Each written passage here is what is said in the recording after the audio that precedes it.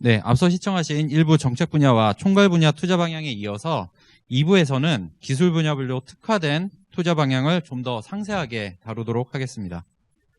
지금 시청하고 계신 채널은 국가과학기술자문회의 ICT 융합전문위원회가 소관하고 있는 ICT 소프트웨어 분야 그리고 나노 분야 투자 방향 공청회입니다. 진행 순서는 먼저 장항배 전문위원님과 김주선 전문위원님께서 각각 ICT 소프트웨어 분야 그리고 나노 분야의 투자 방향에 대해서 발표를 해주시겠습니다. 발표 후에 김시호 ICT 융합 전문위원장님께서 패널 토론을 진행해 주시겠습니다. 시청하시는 동안 궁금하신 사항이나 또는 제안 사항이 있으시면 그 홈페이지 하단에 있는 질문란을 이용해 주시면 되고요. 그 질문을 올리실 때는 반드시 그 말머리 선택을 ICT 융합으로 해서 올려주시길 부탁드립니다. 그럼 시청하시는 분들의 많은 의견 개진을 기대하면서 먼저 장항배 위원님께 발표를 부탁드리겠습니다. 네, 안녕하세요. ICT 융합 전문위원 장항배라고 합니다.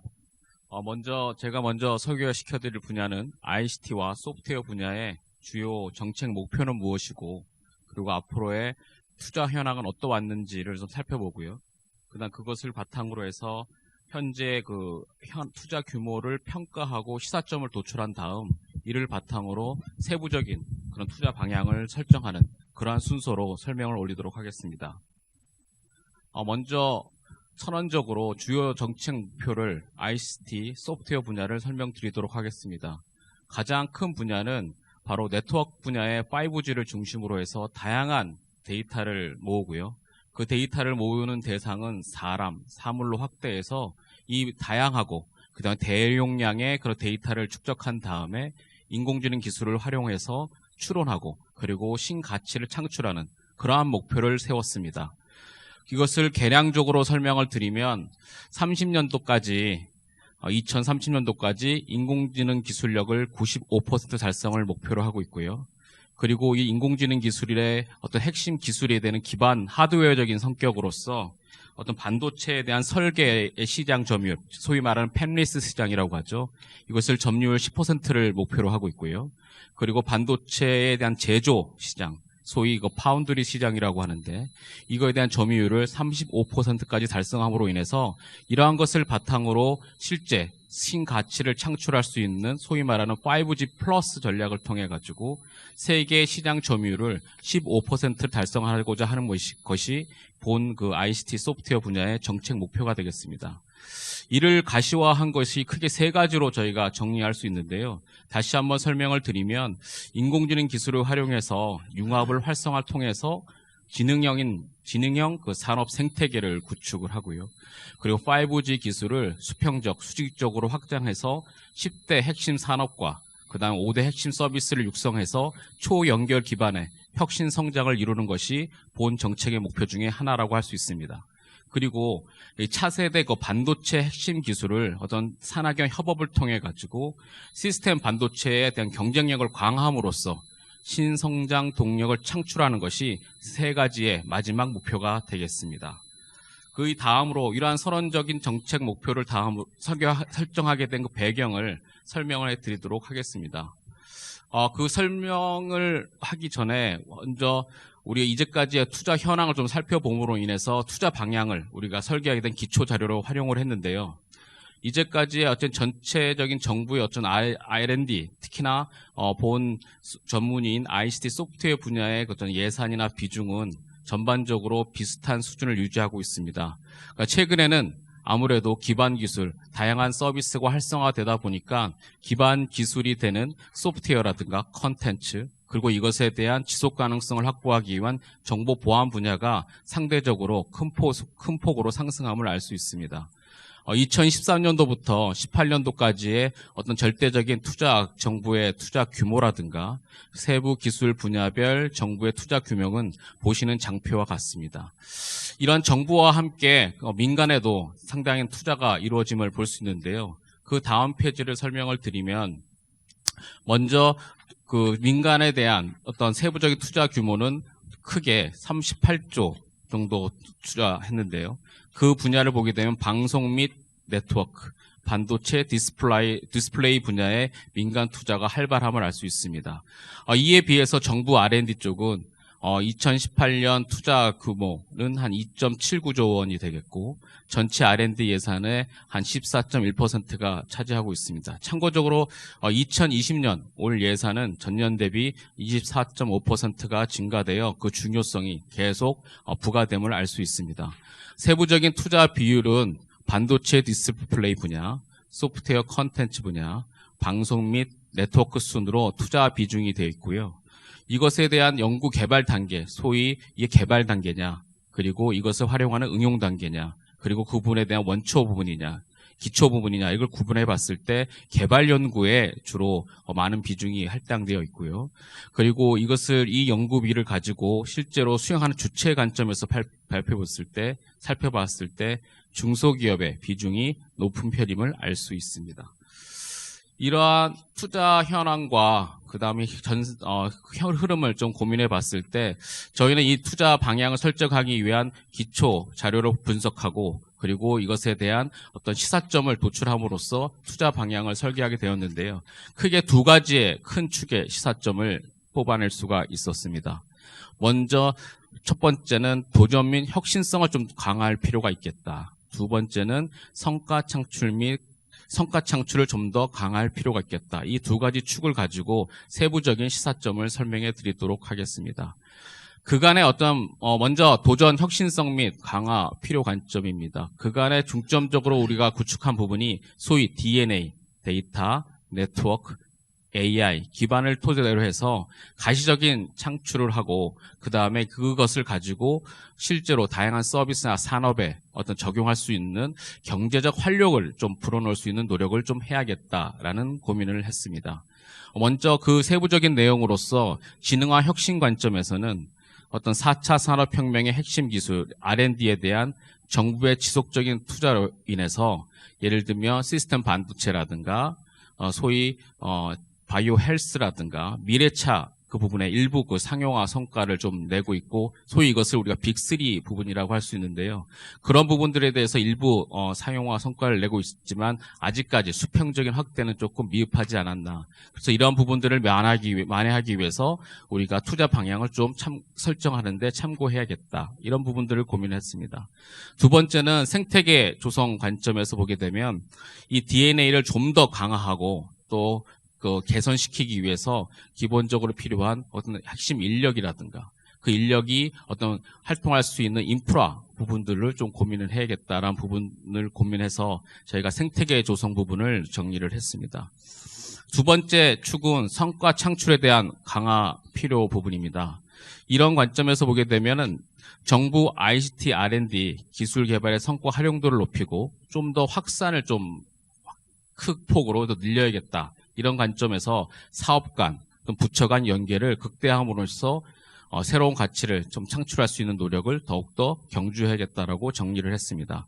그 큰 예로 그 두 가지를 볼 수 있겠는데요. 다시 한번 말씀을 드리면 R&D 분야하고 R&D 분야는 주로 연구 개발 부분이고요. B-R&D는 인증이나 실증 부분, 사업화 부분이 되겠는데 이런 부분들에 대해서 유기적인 연계가 다소 모자란 부분들을 좀 개선할 필요가 있겠다라는 부분을 첫 번째로 정리할 수 있었고요. 더군다나 이 ICT는 이제는 하나의 인프라 부분이기 때문에 다양한 다부처들과도 협업을 좀 강화함으로 인해서 좀 신가치 창출과 산업을 좀 만들어야겠다라는 것이 두 번째 우리의 도출된 내용이 되겠습니다. 자, 이러한 것을 바탕으로 해서 저희가 투자 방향을 좀 설정을 했는데요. 크게 설명을 드리면 먼저 기반 쪽에서는 소프트웨어 부분하고 그 소프트웨어에 대한 신뢰성을 보장하는 정보 보안이 가장 주간 기반 기술이 되겠고요. 그 기반 기술 위에 수평적, 수직적인 연결을 확대하는, 소위 말하는 초연결을 확대하는 부분인 5G, IoT 기술을 좀 활성화시켜야겠다. 그리고 이 부분에 다양한 콘텐츠를 얹어서 데이터를 수집하고, 그 다음에 정제하고, 추론하고, 그리고 예측할 수 있는 그런 AI 기술을 얹어서 궁극적으로는 신부가 창출을 경주하는 것이 저희의 2021년도 투자 방향이 되겠습니다. 이러한 투자 방향을 크게 세 가지의 세부적인 내용으로 설명을 좀 드리도록 하겠습니다. 먼저 지능화 혁신 기술 관점에서 설명을 드리면 크게 이 지능화 혁신 기술은 저희가 정리하기로는 인공지능 기술, 그다음 데이터 컴퓨팅 기술, 그다음에 차세대 지능형 반도체 기술이 되겠습니다. 먼저 지능화 혁신 기술의 관점에서 봤을 때 인공지능 기술은 인공지능 기술 도약을 위해서 미래 유망 기술을 지원하고 기반 산업, 수요 산업과의 융합으로써 차별적 부가가치를 창출하는 것을 목표로 하고 있습니다. 세부적인 내용으로는 실세계 또는 환경 모델 학습, 멀티모달 기반의 상황 분석, 이해, 또 예측 등 그 딥러닝의 한계를 극복하기 위한 차세대 AI 핵심 기술에 대한 지원을 확대하고자 합니다. 그리고 이러한 원천적인 AI 기술을 바탕으로 해서 다양한 산업과의 융복합이라든가 그리고 국민 생활 문제인 생활 안전의 문제라든가 미세먼지와 같은 사회 문제 해결을 하고자 많은 우리가 예산을 좀 중점적으로 지원하고자 합니다. 두 번째는 데이터 컴퓨팅 분야가 되겠습니다. 아무래도 인공지능의 어떤 기반이 되는 것은 데이터의 축적과 정제, 그 다음에 활용이 목표가 되겠는데 그러한 부분들에 대한 기술 지원과 함께 그리고 그 인공지능 기술의 전처리가 과정인 빅데이터 분석 기술, 처리 그리고 이것을 실시간으로 이어줄 수 있는 부분에 우리가 예산의 어떤 집중력을 좀 가해야겠다라는 가해했다는 부분으로 정리할 수가 있겠습니다.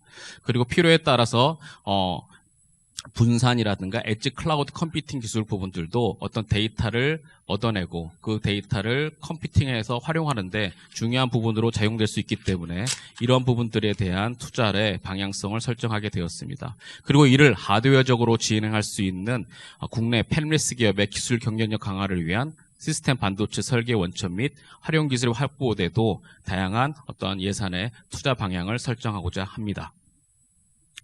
실례를 들면 초고속 프로세서 설계라든가 저전력 신소재 개발 이런 부분들, 그 다음에 자율주행차, AR, VR 디스플레이 등 지능형 디바이스 부분에 디바이스용 반도체 개발 부분에 집중적인 예산을 지원하고자 할 예정입니다. 다음은 두 번째는 생활 공감형 초연결 기술이 되겠습니다. 아무래도 데이터의 어떤 데이터를 담는 그릇이 될 수 있겠는데요. 생활 공감형 초연결 기술은 크게 두 가지로 정리를 했습니다. 주로 네트워킹 분야가 되겠는데요. 먼저 첫 번째는 통신 및 네트워크 콘텐츠 분야가 되겠습니다. 잘 알고 계시는 바와 같이 5G 플러스, 즉 5G 기술을 기반으로 해서 다양한 산업으로 확장을 하는데 어떻게 보면 5 자체를 좀 강화하는 부분들이 되겠습니다.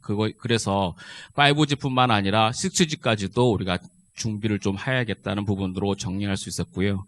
그리고 세부적으로 좀 말씀을 드리게 되면 유무선 통신 장비 개발이라든가 융합 서비스 활용 주파수 연구 등의 좀 지속적인 투자를 가줌으로 인해서 이게 서비스로 확장하는데 기본적으로 탄탄하게 우리가 유무선 네트워크에 대한 기반 구조를 좀 갖추고자 합니다.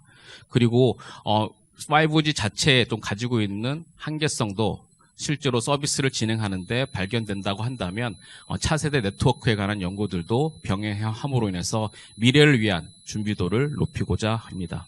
그리고 마지막으로 홀로그램 원천 기술과 VR, AR, 핵심 기술 등을 디지털 콘텐츠 기술과 좀 연결해가지고 5G의 연계성을 강화를 위한 미래형 실감 콘텐츠 연구 개발에 대한 중점 지원들도 진행하고자 합니다.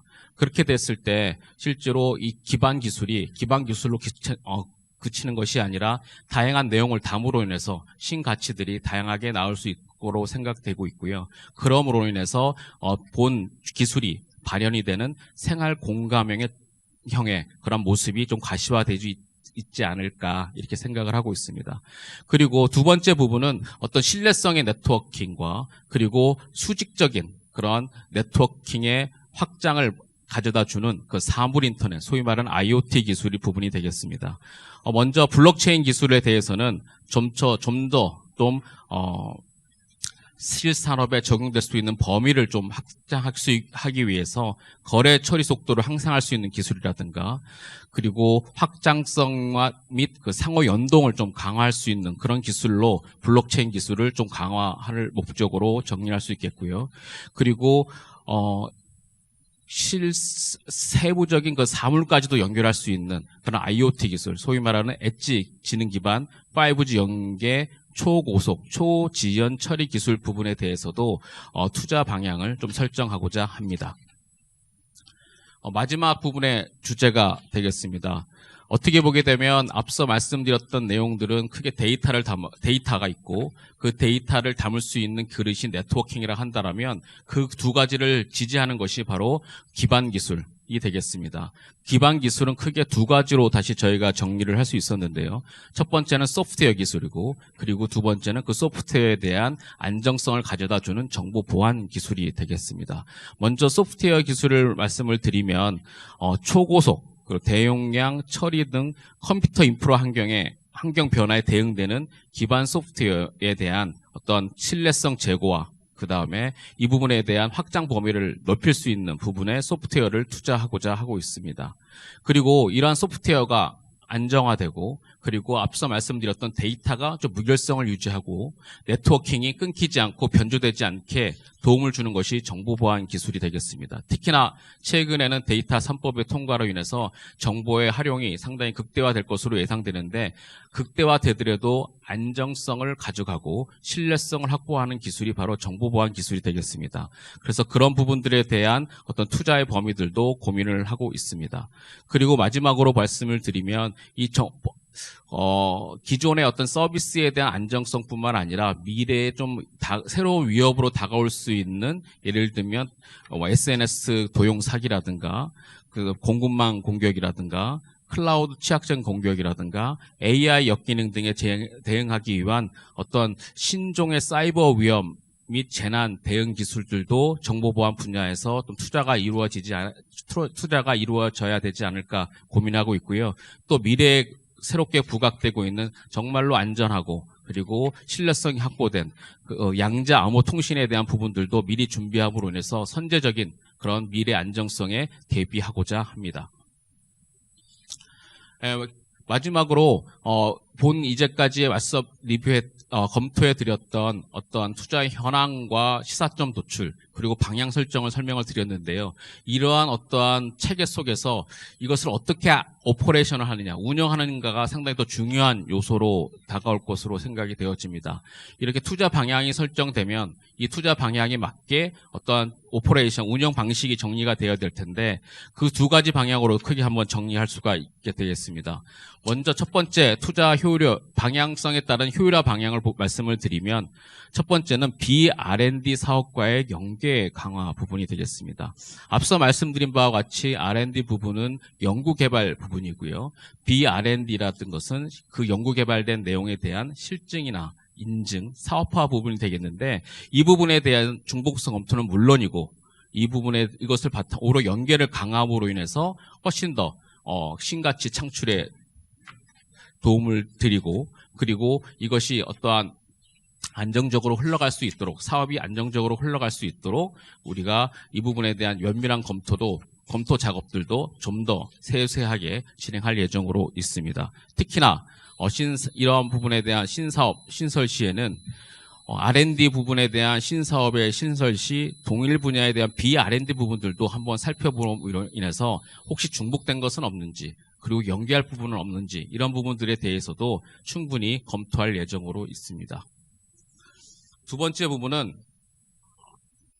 부처 간 협력을 강화하는 부분입니다. 아무래도 DNA 기술은 이제는 미래 사회, 소위 말하는 4차 산업혁명 시대의 기본적인 인프라이기 때문에 그러한 DNA 기술을 바탕으로 인해서 다양한 산업들, 금융이라든가 의료, 제조, 농수산 등 다양한 산업과의 어떤 융합이 목적이 될 수 있겠는데요. 이런 부분들에 대해서 어떤 기반 구조로서 우리가 지원을 하고자 합니다.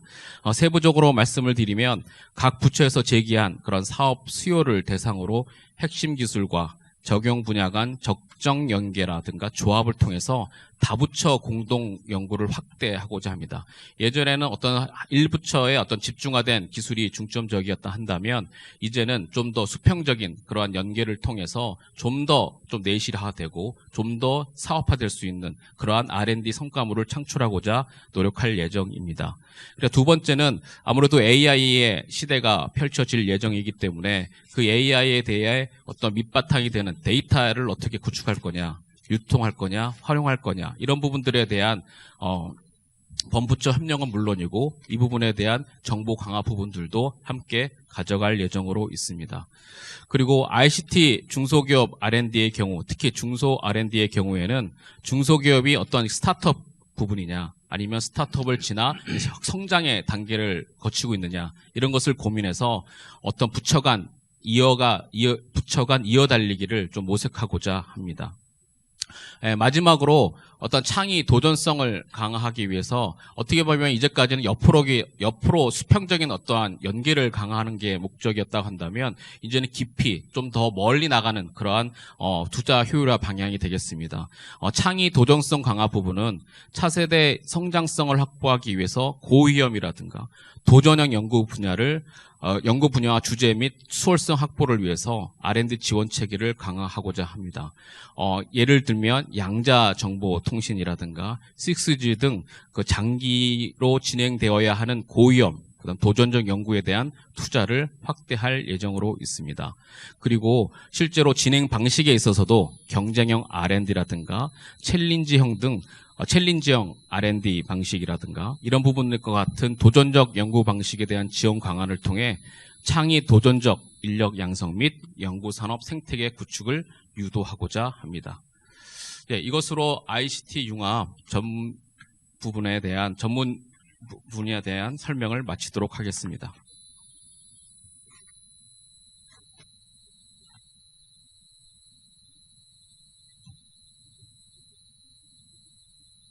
안녕하십니까. ICT 융합 전문위원 김주선입니다.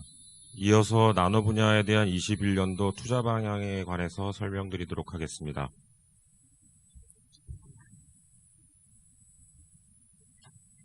나노 분야는 나노 기술 활용 확산으로 제조업 혁신을 견인하고 에너지 자원 고갈 및 미래 이슈 해결을 위한 한계동파 기술 확보라는 기조를 가지고 꾸준한 연구 개발을 추진하는 것이 특징이라고 할 수 있겠습니다. 이러한 그 목표를 달성하기 위해서 제4기 나노기술 종합발전계획, 그 다음에 3기 국가나노기술지도, 그 다음에 18년에 수립한 나노융합산업 고도화 전략과 같은 법령으로 보호되는 여러 가지 그 국가 계획들을 세워서 그 목표를 충실히 이해하고 있는데 특징이 있다고 하겠습니다. 나노기술 종합발전계획에 의하면 나노기술로 여는 미래를 향한 도전 목표, 예를 들어 친환경 에너지 사회, 100세 시대와 같은 것들을 제시하고 이를 위해서 내 손 안의 빅데이터, 웨어러블 배터리, 수소 자동차, 인공광합성 같은 30대 미래 기술을 설정하고 그 안에 수직형 3D 나노 스토리지, 유연 2차 전지, 수전해용 나노 촉매와 같은 70개 핵심 나노 기술을 지정해서 중점적인 개발을 추진하고 있다는 데 특징이 있습니다. 특히 공공 나노팹의 인프라 혁신을 통해서 산학연에 필요한 기술 서비스의 경쟁력을 확보하는 것을 추진하고 있으며 반도체의 경우에 나노 분야 전문 인력 양성을 통한 저변 확대 또한 추진하고 있는 것이 특징입니다. 이러한 정책 목표를 실현하기 위해서 정부는 꾸준히 투자를 진행하고 있습니다. 이와 관련해서 왼쪽 표에 보시는 바와 같이 2년 단위의 투자액의 변화를 보실 수 있고요. 그 투자 비율 또한 확인하실 수 있습니다. 오른쪽 표를 보시면 정부 투자 규모를 분야별로 세분화하여 표시하고 있는데 특징적으로 소재 분야의 투자가 많고 기반, 나노 소자 및 시스템, 그리고 나노 바이오 보건 순으로 투자가 이루어지는 것을 확인하실 수 있습니다. 정부 투자 규모는 18년 기준 8,133억 원으로 전체 R&D 투자액 대비 4.2% 수준에 도달하였고요. 이것은 나노 분야 R&D 세부 사업 기준으로 보셨을 때는 2000년 예산에서 2,309억 원에 해당합니다. 전년 953억 대비 한 142% 정도 증가한 것으로 집계되었습니다. 20년 정부 R&D 전체 예산에 비해서는 9.5%가 돼서 정부 나노 분야 R&D 세부 사업 기준으로는 상당히 높은 비중을 유지하고 있는 것을 확인하실 수 있습니다. 이것을 포함해서 나노 분야 R&D 세부 사업에 집계되지 않는 기초 연구를 포함하게 되면 그 투자 비중은 최근 5년간 일정한 수준을 유지하고 있는 것을 확인하실 수 있고요. 그 특징적으로 기초 연구가 49.5%에 달하고 개발, 응용 순으로 연구 단계별 투자가 이루어지는 것은 실질적으로 견고한 투자 구조를 유지하고 있는 특징으로 파악하실 수 있습니다. 이에 따라서 대학의 경우 42.9%에 달하는 연구 수행 비율중을 차지하고 있는 것을 확인하실 수 있습니다. 정부의 투자 기조에 비해서 민간의 투자 규모는 총 10조 9,665억 원에 달하고 있고, 특징적으로 보시는 바와 같이 아래 표에 나노 소자 및 시스템이 그 중에 대부분을 차지하는 것이 특징이라고 보실 수 있습니다. 이것은 반도체 관련 대기업의 연구개발 투자가 집계되기 때문으로 파악하실 수 있습니다. 이러한 5, 6년간의 투자 현황에 대한 것을 분석하게 되면 다음과 같은 시사점을 도출할 수 있다고 하겠습니다. 일전에 민간 투자에서 확인하신 바와 같이 대기업 중심의 생태계 구성이 이루어져 있고, 그 산업 구조가 양적으로 한쪽으로 편중되어 있기 때문에 중소기업에 대한 투자가 상대적으로 필요하다는 것을 알 수 있겠고요. 그것은 실질적으로 보시는 바가 데이터상으로도 나노 관련 717개 기업 중에 중소기업은 637개 기업이고요. 매출액 기준으로는 대기업이 133조 이상을 차지하는 반면 그 중소기업의 매출액은 8% 미만에 해당한다는 것을 확인하실 수 있습니다. 이러한 평가와 시사점에 기반하면 투자 효율화 방안은 쉽게 예측하실 수 있듯이 수요자 중심의 중소 중견기업으로 정부 투자를 확대하는 것이 바람직하다는 것을 쉽게 판단하실 수 있겠습니다. 따라서 수요 기반 나노 생태계 조성을 위해서 나노 산업의 편중된 매출 구조, 다시 말씀드리면 대기업 중심의 매출 구조를 완화하기 위해서 정부에서는 인프라 고도화 및 기반 연구를 지원에 대해서 강화를 할 필요가 있다고 하겠습니다. 그 관련해서 소재와 나노 관련 구축 시설 장비 활용, 예를 들어서 인프라 고도화 산업, 그다음에 산업 수요 맞춤형 지원 확대 등을 에 대해서 집중 투자할 필요가 있다, 이렇게 판단하실 수 있겠습니다. 관련해서 2021년도 투자 방향은 앞서 말씀드린 바와 같이 기술 분야에 있어서는 기반 기술의 경쟁력 강화에 집중돼 있고요. 따라서 성능 안정성 평가 체계, 계산 나노과학 같은 것들, 예를 들면 플랫폼을 구축하는 데 집중 지원이 되겠습니다. 나노 제품 안정성을 평가하고 그 글로벌 규제에 대응하는, 또 국제 표준화를 선점하기 위한 안정성 평가 기술 및 성능 평가법 개발의 지원을 강화할 예정이고요. 특히 기반 기술을 강화하기 위해서 연구 데이터 수집 활용을 통한 계산과학, 그다음에 공정 설계 및 측정 분석 기술 등에 관련된 플랫폼을 확충할 예정입니다. 산업 분야에 있어서는 미래 이슈에 대응하기 위해서 선제적으로 투자한다는 차원에서 신산업 창출에 집중하고자 합니다. 미래 IoT 기술의 그 경제적 구현을 위해서 에너지 일체형 나노 센서, 비접촉 실시간 내장형 고감도 나노 센서 등 다기능 IoT 복합 소자 및 환경 나노 센서 등에 지속적으로 투자하고자 합니다. 대용량 초고속 정보의 실시간 증폭 전달 및 표현을 위한 광전 소자, 또 수광 소자 등에 대한 투자도 강화할 예정입니다. 또한 나노 바이오 센서 기반 질병 조기 진단 기술, 표적 지향형 나노 약물 등 진단과 치료가 동시에 가능한 나노 원천 기술 개발에도 지원을 확대할 예정입니다. 예를 들어 신속한 질병관리 활용에 가능한 휴대용 비혈액, 체액이나 소변 등에 해당하겠습니다. 체외 진단기술 등에 지속 투자할 계획을 가지고 있습니다. 이상입니다. 계속할까요? 예, 위원님들 수고하셨습니다. 그럼 계속 이어서 본 방송을 시청하시면서 올려주신 질문에 대해서 질의응답 시간을 가지도록 하겠습니다. 몇 가지 지금 질문이 올라와 있는데요. 제가 먼저 첫 번째 질문을 읽고 위원님들한테 답변을 구하도록 하겠습니다. 첫 번째 질문은 정보 보안, 소프트웨어 및 컨텐츠 관련 투자가 큰 폭으로 상승한 이유가 무엇입니까? 하는 질문인데요. 우리 장항배 위원님께서 답변해 주시기 바랍니다. 네, 아무래도 4차 산업혁명 시대에서는 중요한 부분이 연결 범위의 확대입니다. 연결이 수평적으로 확대되고 수직적으로 또 확장되면서 다양한 데이터가 얻어질 것이고요. 그 다양한 데이터는 또 많은 양의 또 데이터가 되겠죠.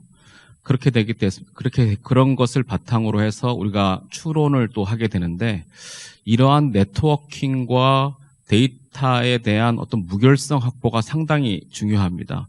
잘못된 데이터를 가지고 학습을 한다든가, 잘못된 데이터가 변조된다든가, 이러한 문제가 발생한다라면 아무리 우리가 추론을 잘하고 아무리 연결의 범위가 확대된다 하더라도 올바른 그러한 예측이 이루어질 수가 없다고 판단되어집니다. 그렇기 때문에 이들에 대한 기반 기술인 어떤 소프트웨어, 그리고 이것에 대한 신뢰성을 확보하기 위한 정보보안 기술이 선행적으로 강화되어야 되기 때문에 이런 분야에 대한 투자 방향을 좀 더 예년과 달리 조금 집중돼서 진행해야겠다는 결론을 가지고 투자 방향을 설정하게 된 것으로 압니다. 예, 감사합니다. 예, 그 다음에는 나노 분야에 대해서도 질문이 올라와 있는데, 또 나노 분야 투자 금액이 대폭 증가한 사유에 대해서 질문하셨습니다. 우리 김주선 위원님께서 답변해 주시겠습니다. 나노 분야는 정부 투자를 분야별로 파악했을 때 소재 분야가 약 45% 정도의 투자 규모를 유지하고 있는 것을 확인하실 수 있습니다. 여기서 소재가 들어가 있다는 뜻은 올해 혹은 작년에 벌어진 일본과의 소재 분쟁 때문에 발생한 정부의 소부장 관련 예산의 전폭적인 지원의 영향이 나노 분야에 미쳤다고 보시면 될 것 같고요. 관련해서 여러 가지 신규 사업 그리고 계속과제 사업에 투자가 확대된 영향이 크게 나타난 것이라고 파악하시면 되겠습니다. 예, 답변 감사합니다. 계속 이어서 이번에는 투자 방향에 대해서 질문이 올라와 있습니다. R&D 투자 방향이 매년 달라지나요? 하는 질문이고요. 또 공학계열 연구하는 대학원생 입장에서 뚜렷한 방향성을 갖는 지속적인 투자가 되어야 할 것 같은데, 매년 투자 방향이 바뀌는 것이 얼마만큼 실효성이 있는지 궁금합니다. 장기적인 계획, 단기적인 평가가 더 효율적이지 않을까요? 이런 질문이 올라왔습니다. 여기에 대해서는 제가 간략하게 먼저 말씀을 드리면, 정부의 과학기술 투자 계획은 5년 단위로 과학기술 기본 계획을 세우고요. 3년 단위로 중기 투자 전략을 세우고요. 그리고 1년 단위로 투자 방향을 세우는데, 투자 방향에는 산업의 동향이라든지 또 그런 것이 기본이 되고, 또 갑자기 발생하는 어떤 무역의 문제, 지금 일본의 무역 규제라든지 그다음에 코로나 바이러스 같은 이런 사태가 생겼을 때 어떤 대응하는 그런 것들이 반영되는 것으로 알고 있습니다. 혹시 두 위원님께서 대학원생이 질문한 이런 계속 이렇게 투자 방향이 바뀌는 거에 대해서 혹시 대학원에 연구하는 거에 대해서 어떤 실효성이 있고 영향을 미치는지에 대해서 좀 조언을 해주실 수 있을까요? 예, 제가 먼저 나노 분야의 경우에는 나노기술개발촉진법이라는 법령에 의해서 보호받는 연구 분야이긴 한데, 그 관련해서 앞서 소개드린 바와 같이 나노기술 종합발전 계획이나 나노기술 지도 같은 것들을 매 5년마다 10년을 대상으로 수립하고 있습니다.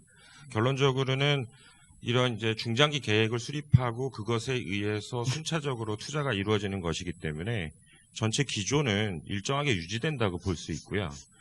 그럼에도 불구하고 매년 이렇게 그 투자 방향을 설정하고 중점 투자 방향을 또 그 세부 분야별로 제시하는 이유는 아까 위원장님께서 표현하신 바와 같이 그 현안에 대응하는 부분에 있어서 중점적으로 해야 필요한 부분들이 발생할 수 있고 또 그런 부분에 대해서 매년 그 신규 사업 위주로 투자를 있기 때문에 계속 사업이 3년에서 5년 정도 꾸준히 추진된다는 면에서는 일정한 정책 기조를 유지하고 있는다고 볼 수 있고요.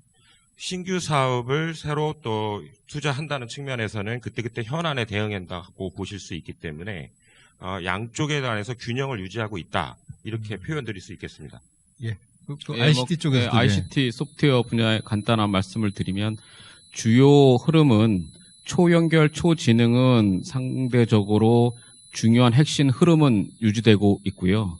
그 핵심 흐름 위에 미세한 환경 변화들이 좀 있습니다. 그런 환경 변화에 대응하지 못하면 민첩하게 대응하지 못했을 경우에는 어떤 요소 기술에 대한 개발 준비도가 떨어지기 때문에 초연결, 초지능은 기본적으로 가져가되 빠르게 변화하는 그런 환경 변화에 민첩하게 대응하기 위한 세부적인 그런 주요 사업들에 대한 투자 방향이 점차 변화되고 있는 것을 알 수 있습니다. 그 다음에 이제 이거 보고 계시는 학생께서 그 질문하셨는데, 인공지능 쪽을 관심 있어 하는 학생입니다. 인공지능 분야 대학원을 진학하고 싶은데, 관련하여 지원하는 정부 투자 사업이 있는지 궁금합니다. 이런 질문하셨는데요. 요거는 제가 간략하게 말씀드리면, 현재 인공지능 대학원이 3개가 5개가 선정이 돼 있고요. 그다음에 올해 추가적으로 3개가 선정이 되고 향후에 계속적으로 인공지능 대학원이 확장돼 가는 거로 알고 있습니다. 그 장항배 위원님께서 조금 추가 부연하실 내용 있나요? 예, 말씀하신 바와 같이 인공지능 대학원 지원 사업은 계속 진행해 오고 있고요. 올해에는 특히나 인공지능 융합센터가 3년 단위의 어떤 센터 형식으로 해서 추가적인 또 대학원 지원 사업이 진행되고 있는 것으로 알고 있습니다. 그래서 인공지능 기술에 대한 올해 같은 경우에는 인공지능 기술에 대한 코어 부분을 핵심 기술을 연구하는 대학원 지원 사업이 있고요. 그리고 추가적으로 인공지능 기술을 활용해서 소위 말하는 AIX 부분에 또 지원 사업이 있습니다. 거기 한 3개 센터를 지원해주는 사업으로 알고 있습니다. 그래서 5개 정도 된 것 같습니다. 코어는 3개, 그 다음에 응용은 3개, 이렇게 해서 5개, 3+5 이렇게 좀 지원 사업이 이게 진행될 예정으로 알고 있습니다. 네, 인공지능에 관련돼서는 굉장히 많은 투자가 이루어지고 있고 또 대학원 또 학부에도 새로운 투자가 준비되는 걸로 알고 있어서 그걸 준비하는 학생들한테는 많은 기회가 있을 거로 생각이 됩니다. 계속해서 나노 분야의 질문이 하나 올라와 있는데요. 나노 분야 투자 효율화 방안을 보면 나노 관련 구축 시설 장비 활용을 강화하겠다고 제시되어 있는데 대표적인 시설이 어떤 것이 있는지를 질문하셨습니다. 네, 나노 분야의 그 시설에 대한 인프라 확충의 경우에는 지금까지 그 시설 장비 확충에 대한 정부 투자가 좀 미비하게 이루어졌던 것은 사실이고요. 2019년을 기해서 일본과의 대일 무역 분쟁을 기회로 해서 본격적으로 기존의 나노 인프라 시설에 대한 신규 투자가 이루어진 것은 사실입니다. 관련해서 우리나라는 2000년대 초반부터 구축해온 소위 말하는 반도체 공정에 필요한 여러 장비들을 가지고 있는 나노팹이라는 시설들을 보유하고 있습니다. 과기부에서 지원하고 있는 나노팹이 수원과 대전에 각각 하나씩 있고요. 산업부에서 지원하고 있는 나노팹이 경북, 그 다음에 전북, 전남 등 해서 4개의 시설을 가지고 있습니다. 총 6개의 나노 인프라가 있고요. 거기에 그 관련된 그 여러 공정 장비들이 2019년부터 신규 투자가 강력하게 이루어지고 있어서 향후에도 3년 동안 지속 투자가 이루어질 것으로 예상하고 있고요. 그 활용성이 앞으로는 상당히 높아질 것으로 기대하고 있습니다. 예, 답변 감사드립니다. 지금까지 올라온 질문에는 저희가 이제 다 답변을 드렸는데 방송 중에 아직 질문을 못 하신 경우에는 저희가 이번 주 금요일 정오까지 온라인으로 질문을 주시면 이메일로 저희가 답변을 드리도록 하겠습니다. 여기까지 관심 있게 시청해 주신 예. 방금 저 질문이 하나 더 올라왔습니다. 예, 질문 드리도록 하겠습니다.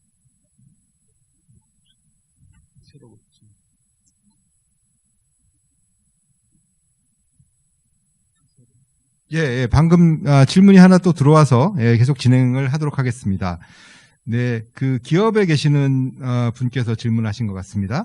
차세대 반도체, 와이드밴드갭, SiC 제조업에 종사하는 기업인입니다. 차세대 지능형 반도체 분야의 전력 반도체 분야에 대한 내용은 정확하게 나와 있지 않아서요. 혹시 이 분야에 대한 지원 계획은 없으신지요? 인데요. 혹시 김주선 위원님께서 정보가 있으신가요? 차세대 차세대 전력 반도체 사업 같은 경우에는 2016년에 예타를 통과한 사업이 지금 현재 추진되고 있고요. 그 예타 사업이 종료되기 전에 신규 사업이 추진될 필요성은 있다고 판단을 합니다. 근데 현재는 그 분야에 대한 투자 계획은 그 기존의 예타 사업을 통해서 중점적으로 추진되고 있는 것으로 알고 있습니다. 예. 뭐 답변이 충분히 되셨는지 모르겠고요. 저희가 혹시 부족하시다 그러면 이메일로 저희가 좀 더 자세한 사항을 답변 드리도록 하겠습니다. 예. 또 하나의 질문이 올라와서 또 이것도 저희가 답변을 드리도록 하겠습니다. 이거는 통신에 관한 질문입니다. 5G 관련 투자가 지난 수년간 지속되어 세계 최초 상용화에 많은 기여를 한 것으로 알고 있습니다. 향후 6G 관련하여 투자나 육성 계획이 있는지 궁금합니다. 요거는 장항배 위원님께서 먼저 말씀해 주시겠습니다. 예, 지금 이제 5G 기술이 개발되고 서비스가 활성화가 진행되고 있는데요. 앞서 말씀드린 바와 같이 미래를 위한 준비 단계로서 6G에 대한 기술 투자도 검토 진행 중에 있습니다. 아무래도 정부 투자 규모가 일정 수준 이상 진행하게 되면 소위 말하는 R&D 예비 타당성 평가를 받게 됩니다. 이 6G 기술 개발 같은 경우에는 상대적으로 많은 규모의 투자가 들어가기 때문에 이 부분에 대한 어떤 평가, 예비 타당성 평가가 진행되고 있는 것으로 알고 있습니다. 그래서 지난해 말 사전 기술성 평가를 통과하고 소위 말하는 예비 타당성 평가를 통과하고요. 지금 본예타, 소위 말하는 본격 R&D 예비 타당성 단계가 진행 중이어서 현재 예정상으로는 3월 말에 평가가 완료될 것으로 알고 있습니다. 네, 6G는 아직 그 예타가 진행 중이라는 답변이었습니다. 예, 지금까지 저희가 주신 문제에 대해서는 답변을 드렸고요. 아까도 한번 말씀드렸는데 이번 주 금요일 정오까지 온라인으로 계속 질문을 주실 수 있습니다. 그러면 저희가 생방송 종료 후에도 이메일로 답변을 드리도록 하겠습니다. 지금까지 관심 주시고 시청해 주신 분께 감사드립니다. 감사합니다.